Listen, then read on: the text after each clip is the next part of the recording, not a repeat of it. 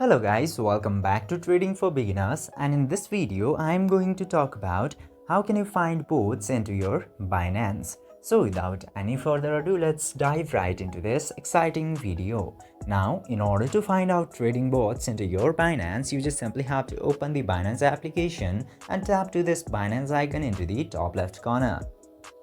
After going in there, just simply tap to more service, and then you will get to see a bunch of options. Now you just simply have to scroll to this trade section and select trading bots, and after selecting trading bots you will directly get to see so many trading bots into here. You can see more bots by tapping into more bots option, and you will get spot grid, feature grid, TWAP, spot DCA, and so many other bots. You just simply have to select the bot which you need, and after selecting the bot it will give you options to create the bot for specific cryptos. Just simply tap to create and you can create a plan with Binance bot.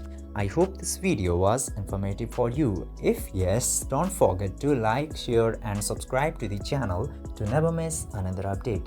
Thank you for watching the video.